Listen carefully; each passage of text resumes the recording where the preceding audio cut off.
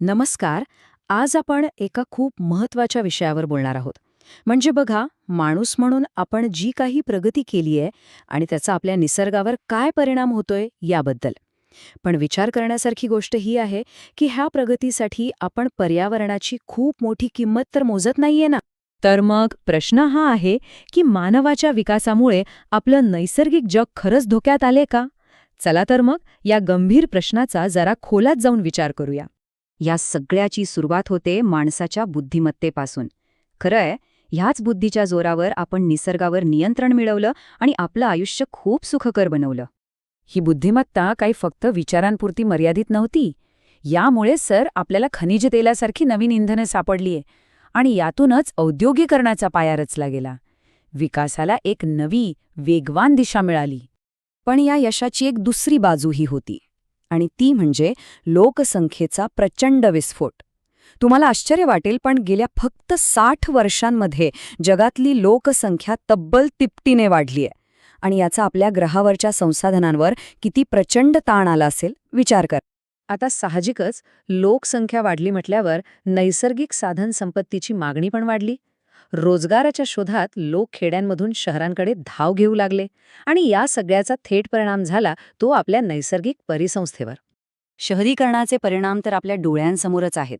रस्ते आणि घरं बांधण्यासाठी जंगलं तोडली गेली. त्यामुळे पक्ष्यांसारख्या अनेक जीवांनी आपलं घर, आपला अधिवास गमावला. आणि त्याचवेळी शहरांमध्ये गाड्यांची संख्या इतकी वाढली की हवेतलं प्रदूषण धोकादायक पातळीवर पोचलं. आणि या प्रदूषणाचा थेट फटका बसतो तो आपल्या आरोग्याला. वाहनांमधून जो धूर बाहेर पडतो त्यामुळे दमा आणि श्वासाचे वेगवेगळे आजार इतके झपाट्याने वाढले आहेत. खरंच विचार करण्याची गोष्ट आहे की ही प्रगती आपण आपलं आरोग्य पणाला लावून तर नाही ना मिळवत. बरं, आता हवेनंतर वळूया पाण्याकडे. आपली ही प्रगतीची तहान आपल्या या जीवनावश्यक संसाधनाला कसं धोक्यात आणते ते पाहूया. पाण्याची मागणी वाढण्यामागे सगळ्यात मोठं कारण आहे वाढती लोकसंख्या.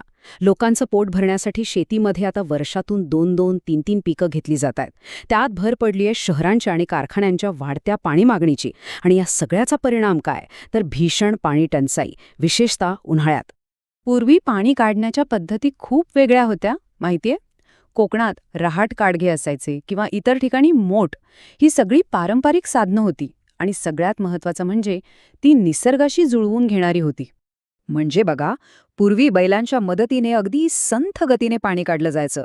पण आता आपल्याकडे डिझेल आणि विजेवर चालणारे पंप आहेत, ज्यामुळे आपण प्रचंड वेगाने अक्षरशः जमिनीच्या पोटातलं पाणी उपसत आहोत. या टेक्नॉलॉजीचा थेट परिणाम म्हणजे भूजल पातळीत झालेली मोठी घट. आपण जमिनीखालचं पाणी इतक्या वेगाने उपसतोय की त्याला पुन्हा भरण्यासाठी वेळच मिळत नाहीये. आणि हा एक खूप मोठा धोका आहे. पाणी व्यवस्थापनाचा अभाव फक्त टंचाई निर्माण करत नाही तर इतरही समस्यांना जन्म देतो. शहरांमधलं सांडपाणी आणि कचरा याचं योग्य व्यवस्थापन न झाल्यामुळे पाणी साचून राहतं आणि हेच साचलेलं पाणी डासांसाठी घर बनतं, ज्यामुळे मलेरिया, डेंग्यू आणि हत्तीरोगासारखे आजार पसरतात. मग आता याला प्रगती म्हणायचं की विनाश? आपल्याच हुशारीने निर्माण केलेल्या समस्यांना आता आपणच सामोरे जात आहोत. हे एक विचित्र दुष्ट चक्रच आहे, नाही का? आपली बुद्धी आपल्याला प्रगतीकडे घेऊन जातेय, पण त्याच प्रगतीसाठी आपण ज्या हवेत श्वास घेतोय, जे पाणी पितोय, तेच संपवत चाललोय. मग यावर उपाय काय? खरं तर तो आपल्याच हातात आहे. आपल्याला आपली नैसर्गिक साधनसंपत्ती, विशेषतः पाणी, खूप काळजीपूर्वक आणि काटकसरीने वापरायला हवं. पाण्याचा प्रत्येक थेंब महत्त्वाचा आहे हे लक्षात घ्यायला हवं. शेवटी एकच प्रश्न उरतो. पर्यावरणाला धक्का न लावता त्याचं रक्षण करत आपण आपली प्रगती कशी साधू शकतो यावर विचार करणं ही आजच्या काळातली आपली सगळ्यांची सर्वात मोठी जबाबदारी आहे.